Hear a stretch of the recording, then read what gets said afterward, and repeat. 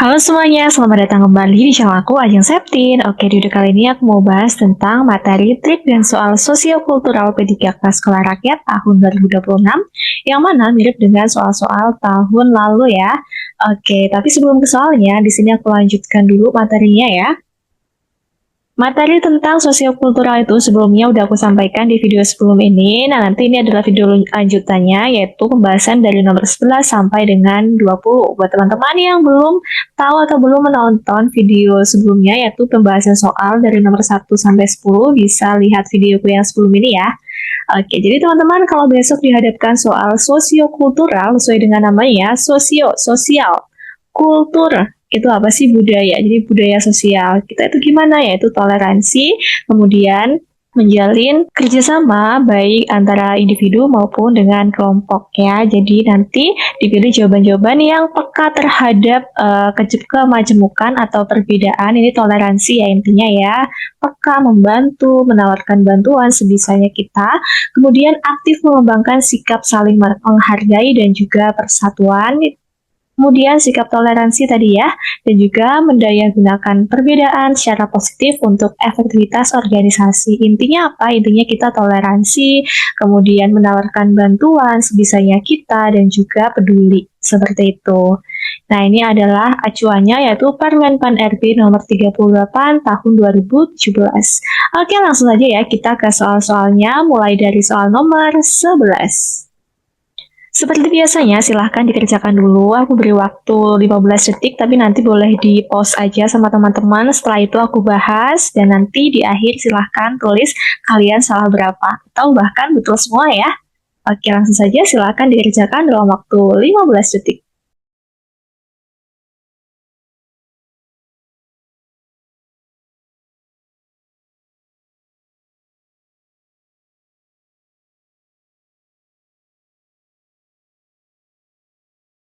Oke, nomor 11 di sini ada sebuah soal, yaitu ada kasus ya, Anda ditunjuk untuk menjadi ketua tim untuk mengikuti berbagai lomba di hari kemerdekaan. Pada saat lomba balap karung akan dimulai, tiba-tiba perwakilan tim Anda ada yang mengalami cedera sehingga tidak dapat berpartisipasi. Jika menggantikannya Anda tidak dapat mengkoordinir lomba yang lainnya, sementara anggota tim yang lain sudah berpartisipasi dalam lomba yang berbeda. Dalam situasi ini, apakah yang akan Anda lakukan? A. Tidak ikut berpartisipasi dalam lomba balap karung, ataukah B. Meminta panitia mengundur lomba sampai cedera anggota tim Anda sedikit membaik? Nah, ini kalau kayak gini, kalau kita ingin menduduki jabatan tertentu misalkan, tidak sesuai aturan, bukan kitanya yang mundur, tapi aturannya yang diubah. Sangat tidak boleh ya, seperti itu ya.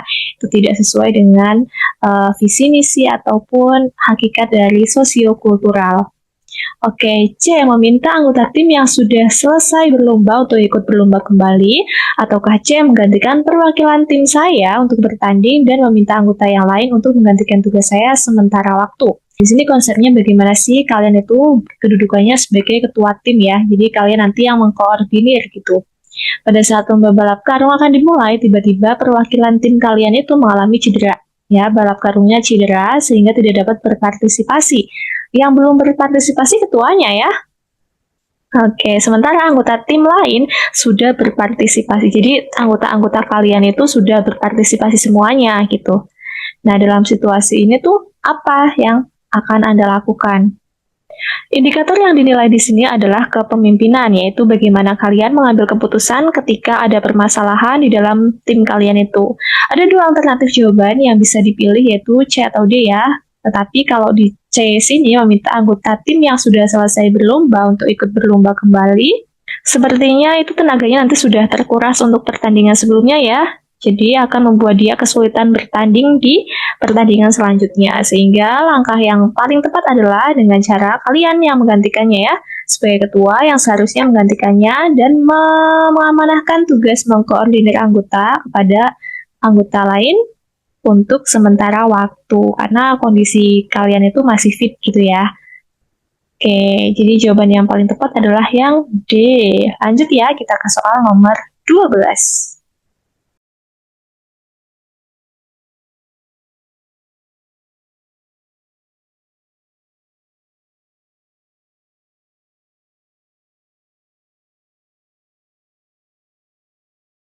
Di nomor 12 ini ada sebuah kasus, beberapa hari yang lalu Anda berselisih paham dengan rekan kerja Anda sehingga membuat hubungan Anda sedikit renggang dengannya. Perselisihan tersebut terjadi ketika rekan Anda menuduh Anda melakukan sebuah kesalahan padahal Anda tidak merasa melakukan hal tersebut. Akibat dari hubungan yang renggang tersebut membuat performa kerja tim Anda menurun. Untuk mengatasi ini, apakah yang akan Anda lakukan? Nah ini, apakah A meminta rekan kerja saya untuk meminta maaf atas tuduhan yang tidak saya lakukan? Ataukah B meminta maaf pada teman saya dan mengakui kesalahan agar permasalahan cepat selesai? Nggak boleh ya, ini tidak, karena kalian tidak melakukannya, jadi tidak boleh. Lanjut, saya tidak akan mengalah karena saya tidak merasa berbuat salah. Wah, ini gak ada yang mau ngalah. Nanti timnya hancur gitu ya. Mengajaknya berdiskusi untuk menyelesaikan masalah ini. Oke, kalau dipahami jawaban yang paling bijak itu adalah yang D gitu ya.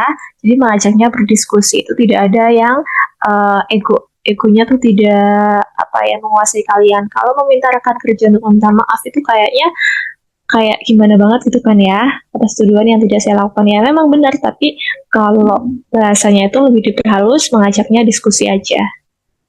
Nah, indikator penilaian dari soal ini adalah kemampuan kalian membangun komunikasi dan juga menyelesaikan masalah. Oke, jawabannya adalah D. Kita lanjutkan ke soal nomor 13.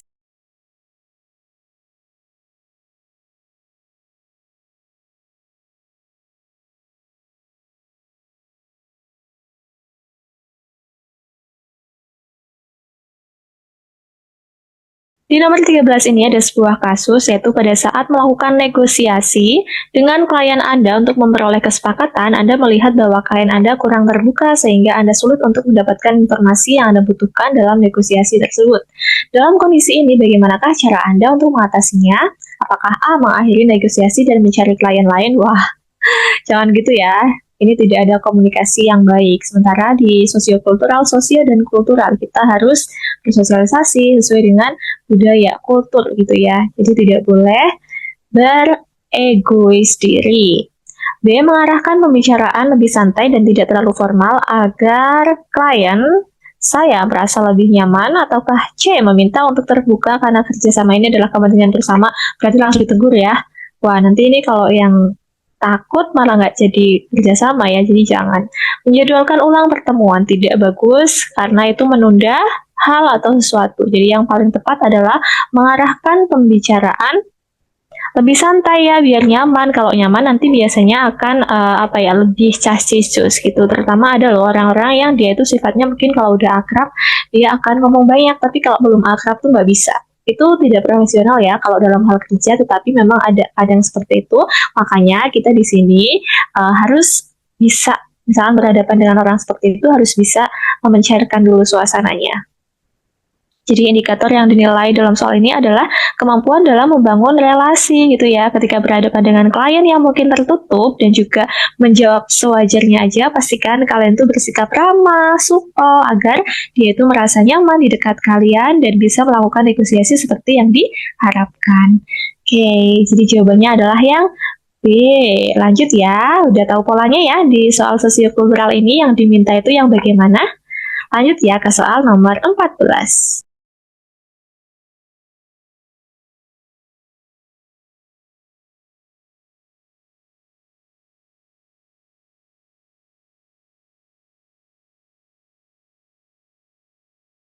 Di nomor 14 ini ada sebuah kasus, yaitu rekan kerja Anda baru saja mendapatkan promosi jabatan. Meskipun baru bekerja selama 1 tahun, Anda sudah lebih dulu bekerja di perusahaan tersebut, akan tetapi sampai saat ini Anda belum mendapatkan promosi.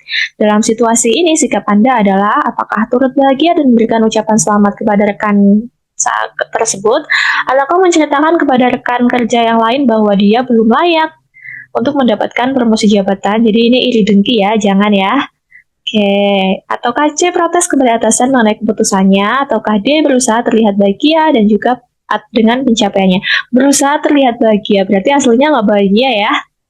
Nah, indikator penilaian dalam soal ini adalah bagaimana kalian itu membangun relasi dengan baik dengan rekan kerja ya.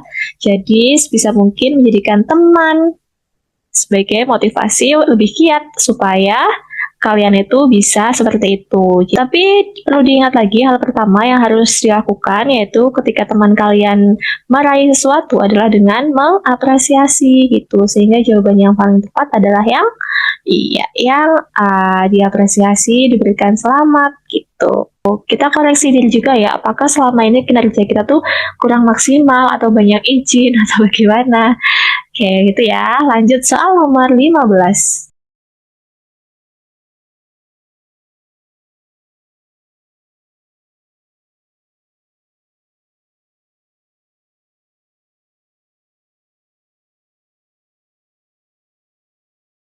Oke, kita bahas ya. Di sini ada sebuah kasus atau soal. Pimpinan Anda adalah seorang yang otoriter. Otoriter itu apa sih? Suka mendikte gitu ya. Dan sering membuat keputusan sepihak. Jadi ini adalah pemimpin yang kurang bagus ya. Hari ini pimpinan menunjuk Anda melakukan perjalanan dinas keluar provinsi di hari libur tanpa memberikan informasi apapun terlebih dahulu. Apakah yang akan Anda lakukan? Menolak dengan tegas, ataukah menghadap pimpinan dan mencoba bernegosiasi agar digantikan dengan hari lainnya? Boleh juga ya, tapi kita lihat apakah ada jawaban yang lebih tepat. Menerimanya dengan pasrah, wis. Gak boleh juga ya, karena tidak sesuai dengan aturan gitu. Ataukah dia menyampaikan keluhan atas keputusan sepihak tersebut dan meminta atasan agar mengkomunikasikannya terlebih dahulu. Nah ini solusi paling bijak ya. Jadi sampaikan bahwa itu tidak sesuai aturan dan kalian keberatan. Jadi sampaikan keluhannya dan meminta agar atasan mengkomunikasikan terlebih dahulu. Jadi di sini kalian memberikan solusi ya, jangan hanya diam aja kalau atasan kalian itu tidak benar. Seperti itu. Jadi jawaban yang paling tepat adalah yang D. Kita lanjutkan ke soal nomor 16.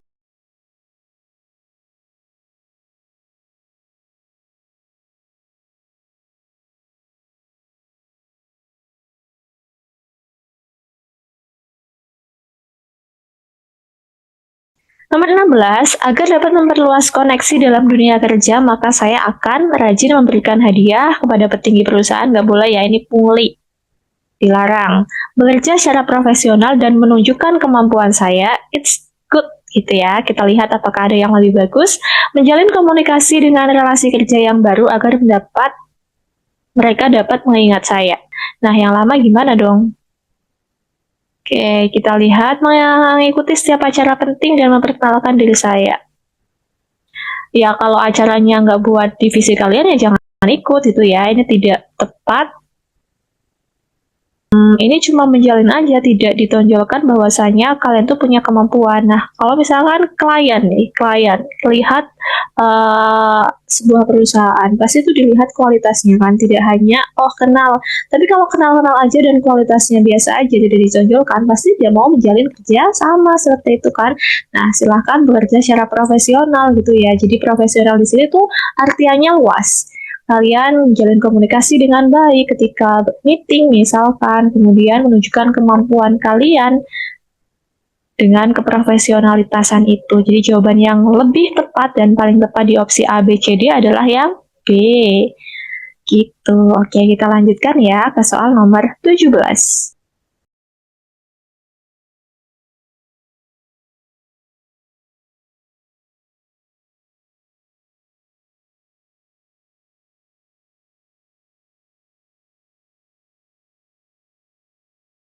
Di sini ada sebuah kasus yaitu Anda adalah ketua dalam organisasi. Ketika memberikan pengarahan kepada anggota organisasi, ada salah satu anggota yang tidak mau mengikuti arahan Anda. Maka sikap Anda adalah memaksanya. Oh jelas salah, nggak boleh dipaksa ya. Kemudian menanyakan alasan dia tidak mau mengikuti arahan yang diberikan. Ya bagus ditanyai, tapi ini tidak ada kelanjutannya. Kita lihat yang lainnya. Menegurnya dan memintanya untuk memperbaiki sikapnya. Ini terlalu otoriter ya, jangan membiarkannya karena dia sudah sering begitu. Jangan juga harus dibenarkan, sehingga dari opsi A, B, C, D, yang paling tepat adalah yang D. Oke, gitu ya. Kita lihat opsinya dulu, apakah ada yang lebih tepat. Karena kadang tuh perasaan kita benar semua gitu ya. Maka di antara soal opsi-opsi jawaban itu dipilih yang paling tepat dari yang sudah tersedia. Lanjut soal nomor 18.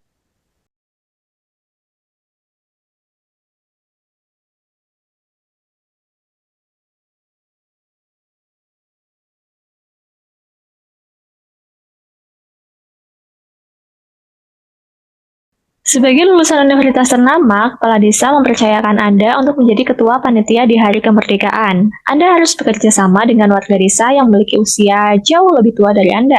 Terkadang ada warga desa yang tidak mendengarkan Anda karena merasa Anda masih muda untuk mengkoordinir acara tersebut. Dalam situasi seperti ini, maka sikap Anda adalah menegaskan kembali kepada warga desa bahwa saya adalah ketua. Jangan ya, ini terlalu otoriter juga. Apakah B meminta pendapat kepala desa bagaimana cara agar semua warga mau mendengarkan arahan saya? Ataukah C meminta pendapat warga desa yang bagaimana cara membangun kerjasama tim? Ini bagus ya, ada diskusinya. Menghormati mereka sebagai orang yang lebih tua tentu saja, tapi di sini tuh diminta dalam situasi ini sikap Anda adalah yang lebih tepatnya adalah diskusi ya. Gimana meskipun saya masih muda, saya ditunjuk sebagai ketua, jadi minta kerjasamanya kayak gitu dengan cara diskusi karena mereka lebih tua. Meskipun mereka lebih muda juga kita harusnya berdiskusi karena sebagaimana yang ada di Pancasila, kita itu adalah diskusi atau musyawarah mufakat. C jawabannya. Oke, kita lanjutkan soal nomor 19.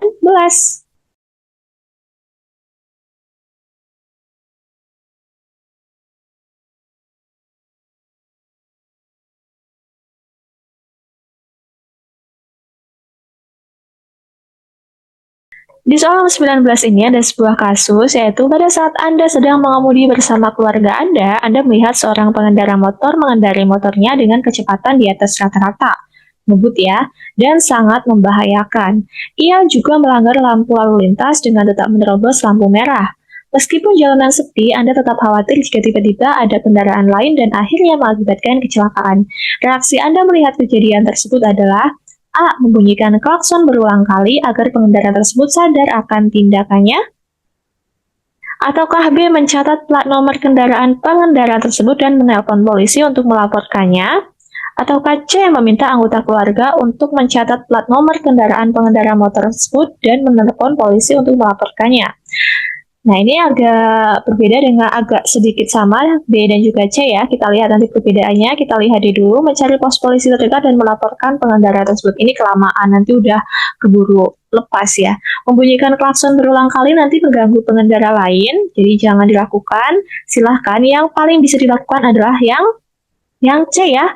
Kenapa bukan yang B? Kalau kalian mengendarai kan, ini di sini posisi kalian mengendarai nih. Anda sedang mengemudi bersama keluarga. Nah, kalau kalian tiba-tiba mencatat, nanti jadi keganggu kan?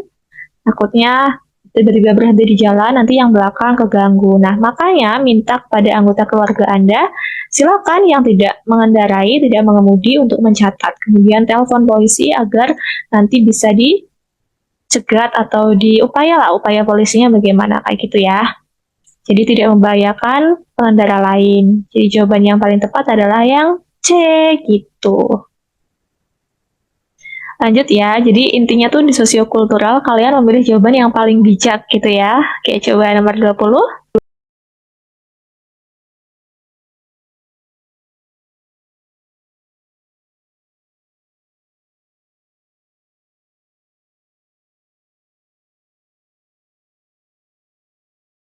Jika di kantor ada dua rekan kerja yang berselisih, kebetulan keduanya mencurahkan isi hatinya pada Anda. Wah, sikap Anda adalah A. Tidak mau ikut campur karena membuat Anda pusing, ya mau ceritanya ke Anda, kayak gitu kan. Jadi ini kurang nyambung. Ataukah B. Mendengarkan dan akan memberikan solusi agar tidak terus-menerus bertikai, bagus nih ya. Jadi diberikan wejangan-wejangan karena ceritanya ke kalian gitu. Bersikap netral dan hanya menjadi pendengar agar keadaan tidak semakin ricuh. Tidak boleh gitu dong, ceritanya ke kalian gitu. Kalian harus memberikan solusi, yaitu supaya tidak terus-menerus kayak gitu ya. Ini kurang tepat, kurang memberikan solusi atau mendengarkan dan akan mendukung kubu yang menguntungkan Anda. Jahat nih, nggak boleh ya. Jadi di sini opsi yang paling tepat adalah yang B ya, mendengarkan dan akan memberikan solusi agar tidak terus-menerus bertikai. Jadi memberikan solusi atas apa permasalahan yang terjadi di antara dua rekan kamu itu. Oke, begitu ya soal sosiokultural part 2-nya. Nanti setelah ini kita bahas-bahas soal selanjutnya ya. Terima kasih sudah menonton videoku. Sampai jumpa di videoku yang selanjutnya.